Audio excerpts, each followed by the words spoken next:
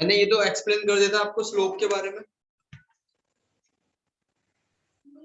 एक छोटा सा Yes, कॉन्सेप्ट sir. था बस। dy बाई डी एक्स करना है तो आपका टेंजेंट निकल जाएगा, और उसका नॉर्मल फाइंड करना है तो क्या करेंगे, नॉर्मल एक उस पे परपेंडिकुलर होगा तो माइनस के बराबर होगा। मैं अभी एक बार दोबारा से बता देता हूँ, देखो एग्जाम्पल के थ्रू समझते हैं इसे। इसमें आपको स्लोप फाइंड करनी है, स्लोप का मतलब झुकाव, ठीक है। Tangent dy by d x find करना है। ये जब डेरिवेटिव बताया तब भी बताया था कि डेरिवेटिव हम इसलिए पढ़ते हैं टेंजेंट फाइंड करने के लिए किसी भी पर्टिकुलर पॉइंट पे। तो y तो फंक्शन दे ही दिया, अब इसका dy बाई डी एक्स कर दो, 3x² -1 आ जाएगा। x की जगह 2 पुट कर दो तो 3 2 का होल स्क्वायर -1 2 2 4 3 12, ये आ जाएगा 11। ठीक है, ऐसे Yes, आपने sir. क्या निकाला, ये निकाला find the slope of tangent. ठीक है, कोई भी कर्व रहा होगा सपोज ये, तो ये होती है टेंजेंट। टेंजेंट वो शातिर लाइन होती है जो ग्राफ को एक पॉइंट पे छू के जाती है, उसको कहते हैं टेंजेंट। Tangent. ठीक है जी। और एक चीज और आएगी इसमें, नॉर्मल। अगर उस टेंजेंट पे हम एक परपेंडिकुलर लाइन ड्रॉ कर दे तो उसको कहते हैं नॉर्मल। तो टेंजेंट Okay, और sir. नॉर्मल एक दूसरे के जस्ट परपेंडिकुलर होते हैं, Opposite. और परपेंडिकुलर के बीच में रिलेशन होता है, ये 11th क्लास में है एक्चुअली, कि अगर एक m1 एक लाइन है, अगर एक लाइन है जिसकी स्लोप m1 है, उदिशा आवाज आ रही है, एक दूसरी लाइन है जिसकी स्लोप m2 है,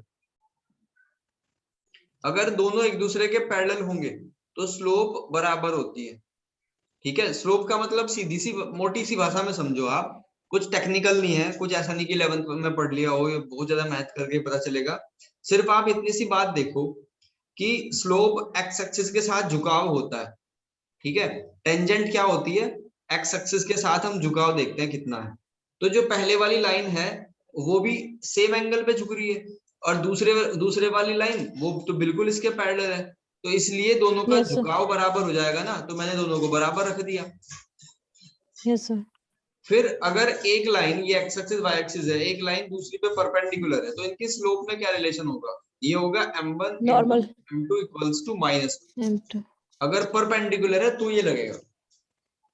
Okay. तो ये सेकंड वाला ही केस हम यहाँ इसमें ले लेंगे, बिल्कुल इसी के जैसा है। ठीक है, तो अगर आपको एक की स्लोप पता चलेगी तो नॉर्मल की, सपोज आपको इसमें नॉर्मल की निकालनी है, इसी क्वेश्चन में ऐड कर लो, है ना। आपको इसमें नॉर्मल की स्लोप निकालनी है, तो क्या करोगे, ये जो आया dy बाई डी एक्स यानी कि 11, इसको यहाँ पुट कर दो। जैसे ये m1 है ना, m1 into 11 is equals to -1, तो ये आ जाएगा -1/11। ठीक है, अगर नॉर्मल के बारे में पूछेगा तो -1 के अपॉन में बुला दो इसको।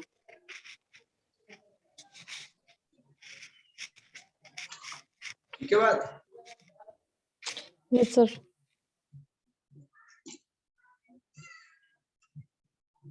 अब देखो next question number, example number 15। बस थोड़ा सा डेरिवेटिव का स्किल होना चाहिए, अगर यहाँ लापरवाही करोगे तो टूट जाएगा पूरा का पूरा game. Find the point at which the tangent to the curve, ये कर्व आपको दिया हुआ है, हैज इट्स स्लोप 2/3 स्लोप है, तो वो कौन सा पॉइंट है, वो पॉइंट बताना है हमें। तो क्या करेंगे, dy by d x find कर लो पहले, और dy बाई डी एक्स आपको दे भी रखा है। ठीक है, तो उससे कंपेयर कर देंगे, x की वैल्यू निकल Divided. जाएगी, और जो आपकी x की वैल्यू आएगी वो आप इक्वेशन जो कर्व की दे रखी है उसमें पुट करके y निकाल दोगे। तो एक बार ट्राई कर सकते हो, 2 मिनट का टाइम है आपके पास, कोई दिक्कत आती है तो मेरे से पूछो।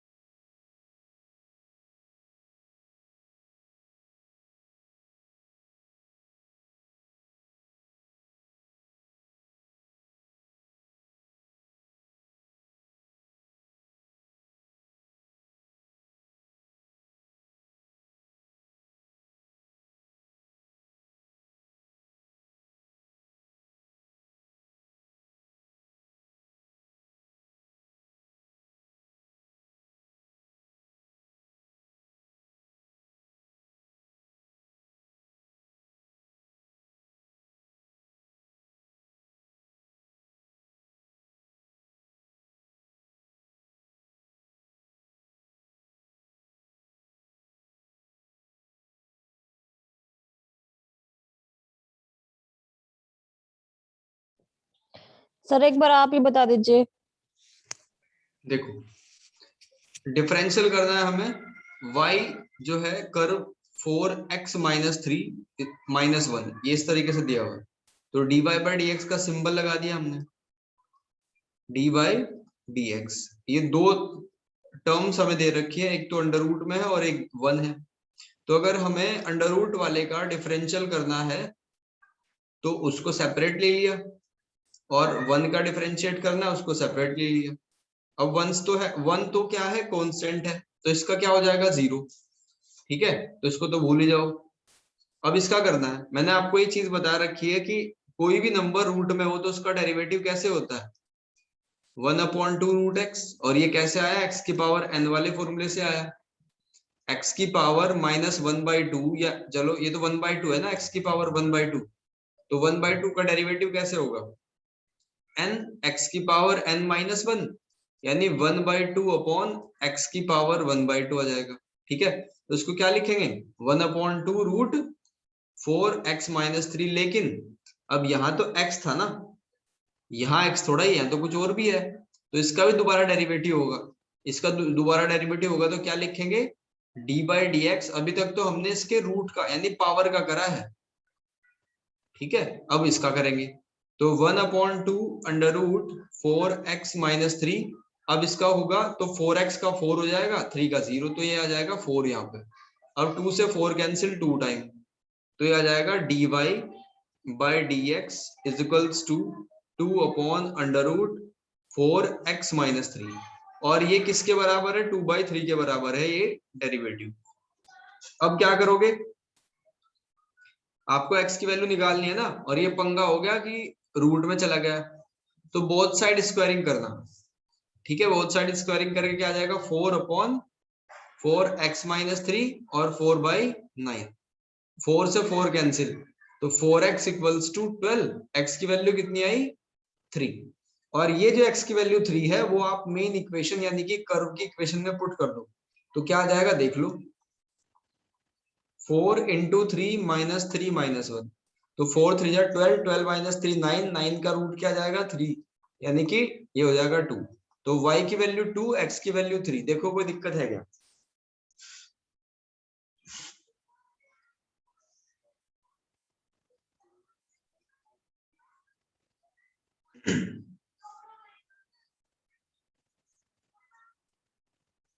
कोई परेशानी इसमें,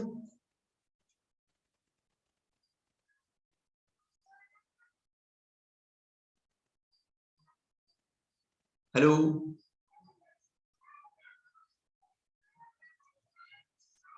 चलो आगे बढ़ो फिर, इसके बाद ये वाला ट्राई करो, एग्जांपल नंबर 16। बिल्कुल वही क्वेश्चन है, इसमें भी आपको क्या दे रखा है, find the equation of all line having dy by d x 2, और ये कर्व की इक्वेशन है, तो बिल्कुल वही काम करना है। 2 मिनट का टाइम है आपके पास, ट्राई करो।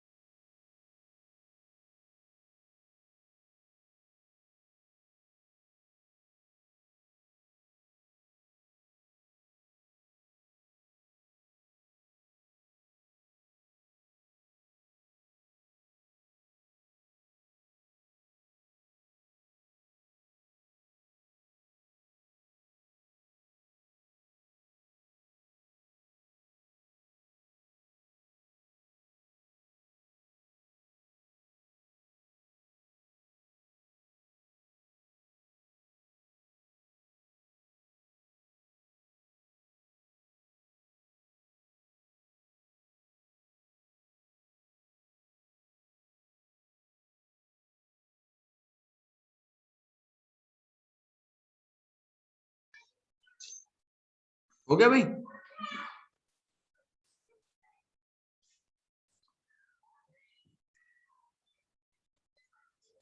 तीन बजे अकाउंट का ट्यूशन है, कोई बात नहीं, अभी चले जाइए, कोई बात, फिर बाद की जो वीडियो है वो देख लियो। देखो 16 y इज इक्वल्स टू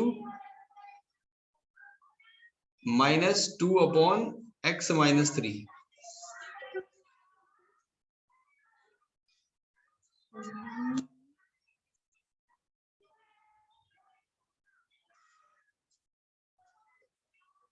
इसका डिफरेंशिएट करना और वो 2 के बराबर रख दो, सेम ऐसे ही आपको x और y की वैल्यू मिल जाएगी। तो dy/dx इज इक्वल्स टू -2, ये अलग कर दिया, और d/dx ये होगा 1/x - 3। अब ये पहले ही सीखा हुआ हमने कि 1/x का अगर डेरिवेटिव करना है तो क्या होगा, -1/x² होगा। तो -2 इंटू -1/x - 3 का होल स्क्वायर, माइनस से माइनस कैंसिल आ जाएगा, 2/x - 3 का होल स्क्वायर, और इसको रख दो किसके, 2 के बराबर। तो 2 के बराबर जब रखेंगे, 2 से 2 कैंसिल, ये आ जाएगा x² + 9 - 6x = 1। अब इसको फैक्टराइज करके x की वैल्यू निकल जाएगी, यानी कि x² - 6x + 8 हो जाएगा ये। अब 8 के ऐसे टुकड़े करने हैं कि 6 मिल जाए। तो 8 के टुकड़े कौन कौन से होंगे, 8 4 2, 4 2 जा 8 और ये 6। तो यहाँ से दो वैल्यू निकलेंगी, एक तो x की वैल्यू आ जाएगी 2, एक आ जाएगी 4, और 2 को पुट कर दो इस मेन इक्वेशन में, y आ जाएगा, और फिर 4 को पुट कर दो मेन इक्वेशन में, यहाँ से भी y आ जाएगा। तो ये दोनों y की वैल्यू बताओ मुझे क्या होगी।